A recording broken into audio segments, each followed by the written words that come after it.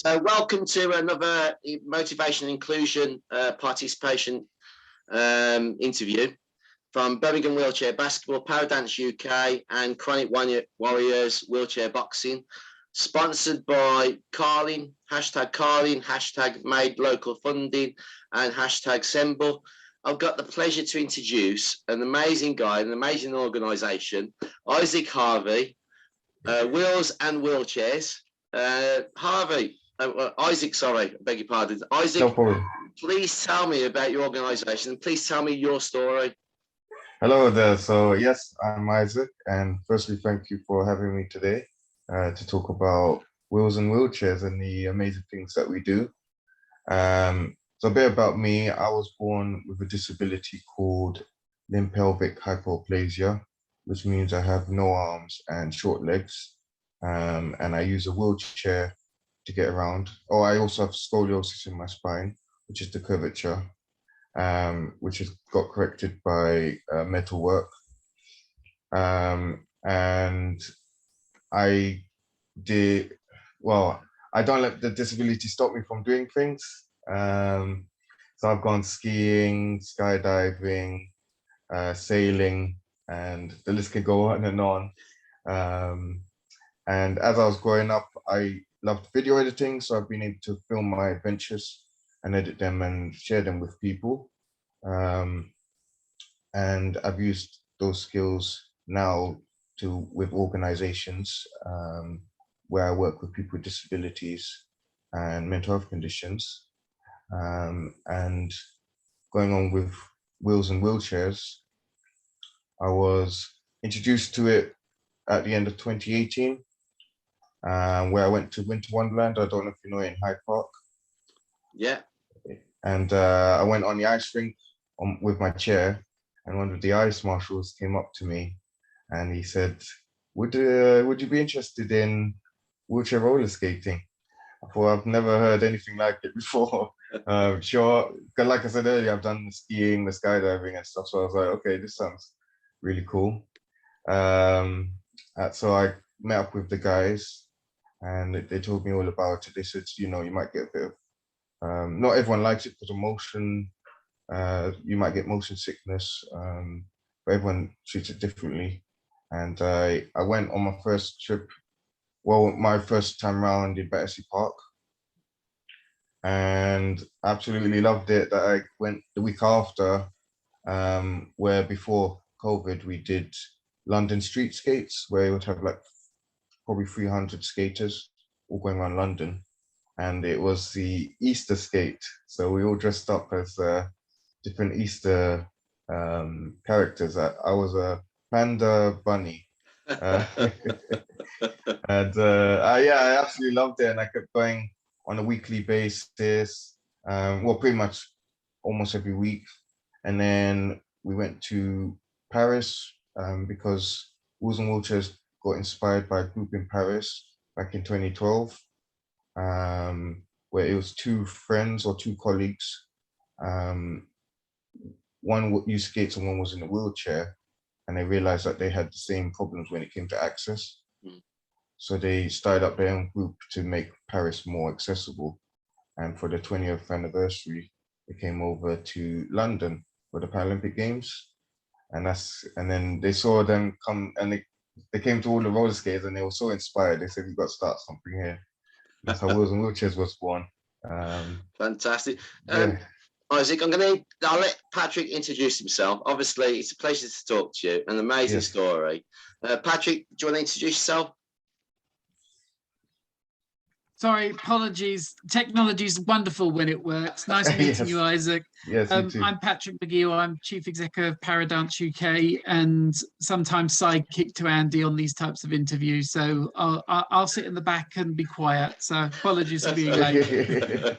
Thanks, Patrick. So Isaac, I did read through, obviously, you talk about these guys from France coming over, inspiring wheels and wheelchairs, and the amazing things you've done. And I got the pleasure to see that on through your LinkedIn account, and it must be an amazing feeling with having so many people from the community and being involved, going through different kind of environments in London or urban city, regards to the Leake Street arches and everywhere else. I mean, what's that kind of feeling that represents to you? One thing I will say is, since beginning, I felt as if I was no different from everyone else. Because I didn't really know about roller skating before I joined. But it's such an inclusive community that they just treat you like anybody else. And that sense of speed when we go fast and do things like marathons.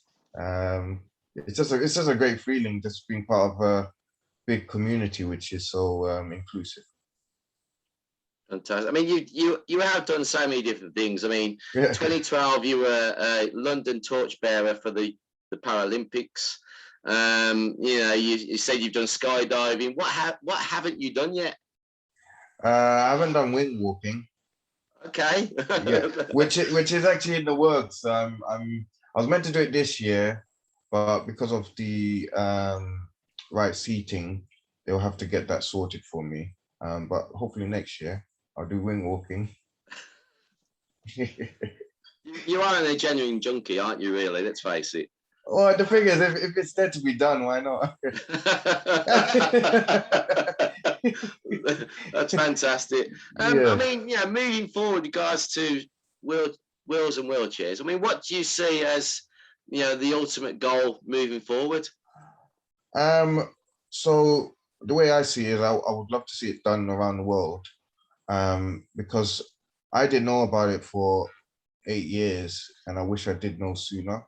And I think there's a lot of other people in my who is a wheelchair user who would love that to be part of it. And I think also the skaters get something from it as well, because we do everything voluntary, and we have really engaged skaters who come on a weekly basis to push wheelchair users. So I think it's a benefit from both sides, and I think it could be done around the world one day. Fantastic. I mean, it is. As I did watch it on, going through the Leake Street arches, and I've visited London a couple of times, but I've never had the opportunity to go to see so many different things in London. And I mean, it'd be a pleasure to come over and support one of your events, because I can roller skate. Yeah, okay. I've got my all-terrain wheelchair as well, so I don't mind pushing as well. So it'd be great to experience that kind of feeling as with that community together.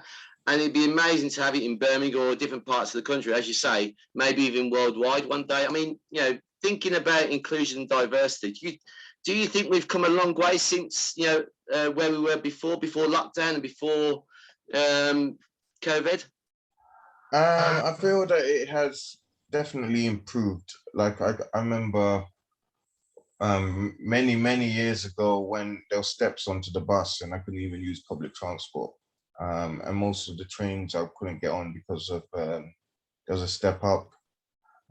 So now, things have improved vastly, and I am able to go from where I live to Battersea independently.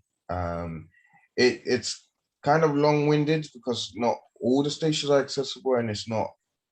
I see, the thing is, I don't see it as difficult. Some people might see it as difficult. It's just a bit long-winded. But luckily there is a accessible route for me to do it. So I feel things are getting better. We still have a long way to go, but we have come far. I'd agree with that. I mean, obviously we, being from the wheelchair basketball family and working in the community and doing lots of things you do, I think, it is about, awareness and the community and education in some regards to, what people see nowadays and their understanding. I mean, if Patrick, do you want to say something on anything on that? Well, also it's about teaching people, isn't it? Yeah. And like you said, awareness. Do you find, because I find when I run dance classes or wheelchair dance classes, sometimes it depends on the city and their support and engagement around things, as you talked about, like buses, transport, that sort of thing. So it's got to be quite an interesting thing from your perspective of London being quite a diverse city. and trying to get to all those locations. I know just trying to get to some hospital appointments, I'm pulling my hair out, let alone trying to get around London as you guys do. So have you found that in terms of, because I think sometimes it is based to who the mayor is, what the support is in the city, what their views are?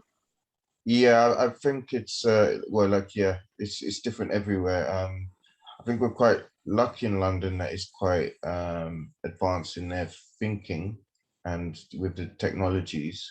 But we've been to some places, can't think on top of my head, but which have not been so great. And even actually abroad, even taking it to a wider scope, I went to America in 2015, and I was so surprised how good it is there.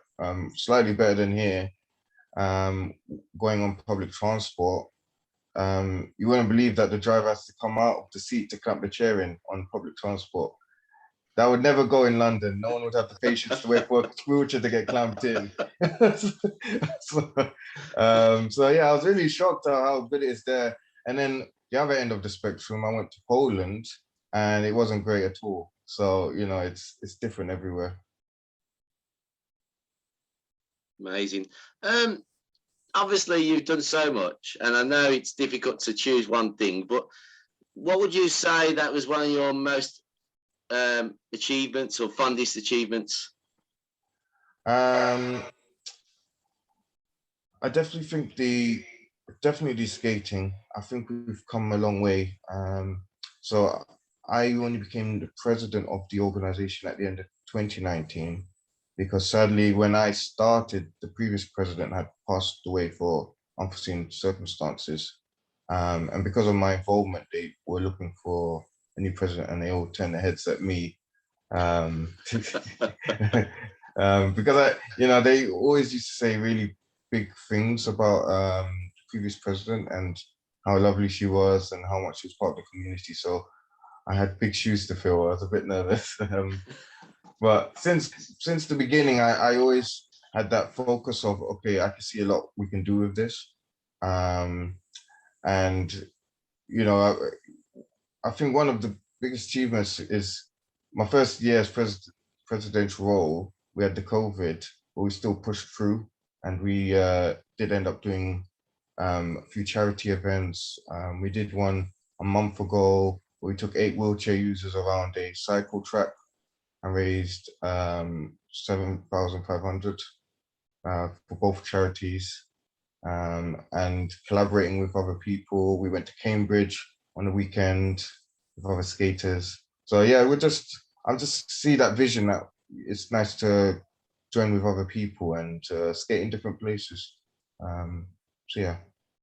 I mean, starting from where you began as a young person, who motivated you, inspired you to become where you are now? I think it's got to be thanks to my mom. She's older, quite older, and she doesn't stop. She just keeps on going and going, and I think that's quite of a motivation to just keep going and pushing through. And my friends and family have never really stopped me from doing things. They've always said, if you want to do it, then go for it.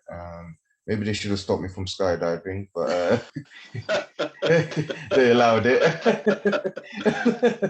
But yeah, it's just that having positive people around me, which have really helped shape me into the person I am today. I'm glad you said that, because obviously it is about family. Mm. And when we talk about our communities and them coming together, and I don't know if Patrick agrees, but obviously our wheelchair basketball is a family, and when people come together, it's about inspiring each other. Mm. Does that agree with your kind of organization as well? Yes, and the way I work is, so I've kind of changed my mindset throughout the years, but recently I'm here to inspire the individual, because I'm not here to change the world, because realistically it's impossible, but you can change people's worlds.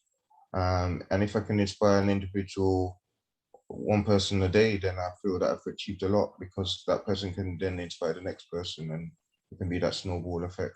Absolutely. I mean, and that's quite relevant to all our interviews, I think, because talking to people and saying it's you can't change the world. It's about changing that individual to inspire everybody else to actually support change in the world. And, you know, that is admirable to you and to everybody that we work with, and, you know, and the amazing things that we can achieve together. You know, thinking about COVID, and obviously we've come out of that kind of, we're post-COVID now, apparently. Yes, yeah. What would you say to, you know, young people, people in the community, people that are still struggling? Because, you know, statistically, I think there's still 2.2 million people that are still isolating, and still shielding, and, you know, that clarity is still not there. It's, yeah, because I know a couple of people who's been self-isolating since March last year, and I think it's really not good for mental health. And I feel that it's going to be quite I think the real pandemic hasn't started yet because of the mental health that people are going to be going through.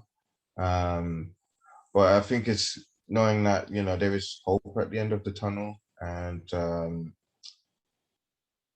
showing people what, like with your basketball and with our roller skating, you know, there's still things going on for the community, especially those with disabilities, that there are still things to be done and can be achieved.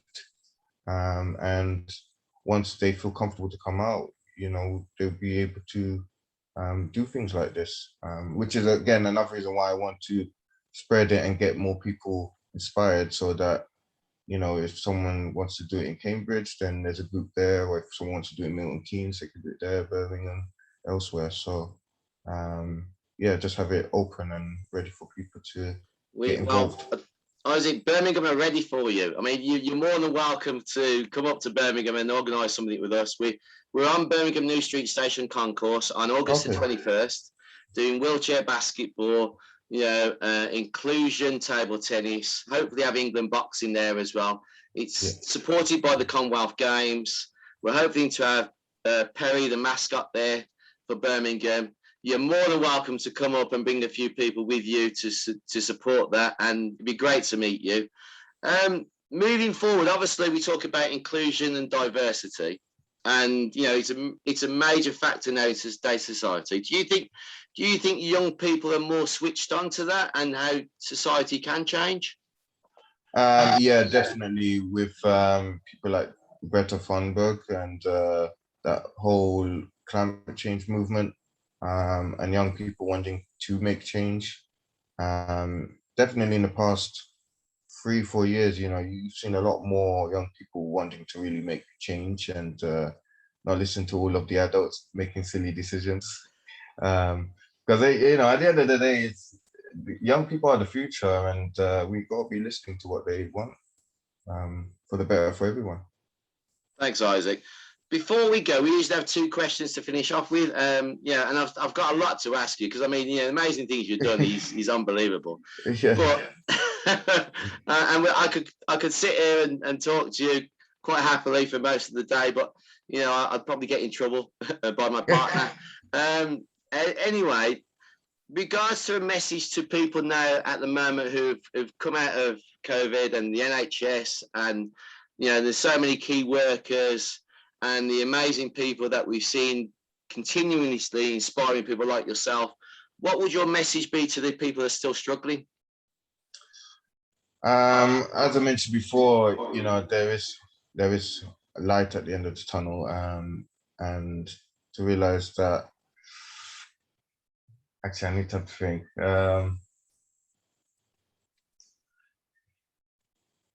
Yeah, just knowing that, I think with all the things happening and things starting to open up, there is that hope that we will get, well, no, we definitely will get through it. And we're here to show you the way that we can still continue. Thanks, Ollie. And finally, our final question is, if you could think of a quote to support motivation and inspiration, what would that quote be and why? Oh, quote. Say the question again, please. So if you could think of a quote to support motivation and inspiration, what would that quote be and why? put me on the spot here. That's how we like it, Isaac. I feel okay, so one thing I usually say is, well, the most famous one is mind over matter. If you put your mindset into say, I can do this, I can do that, then anything's possible. As long as you put your mind to it and you have focus, you can achieve anything. Wherever anyone says, if you say I can do it, you can do it. Brilliant, Isaac. Thank you. It's a pleasure to talk to you. Good luck with the wing walk. Yes. Don't involve me. I'm not coming. I was going to invite you. I thought I was inviting you. Well, if you want me to do it, I'll go for it. But you know, no, let Andy go for it. I'll watch from the ground. Okay, so I'll let you. Isaac, it's a pleasure to talk to you. Thank you so much for the interview. Yes. I hope that we continue our connection in regards to wheels and wheelchairs and actually doing something together. I think it's a great idea. I think there's so much, amazing stuff that can be produced from this, working with different organizations and moving forward for the future. And, as I say, thank you so much for the interview. Have a great day and stay safe. And I know you're a busy person, so keep going, mate. Keep going. Adrenaline junkie, wing walking, skydiving, doing what you're doing. You're amazing. Take care. Thank you. Yes. Thank you ever so much for having me. Thank you. No worries. You take care. Bye-bye. Bye-bye. Bye.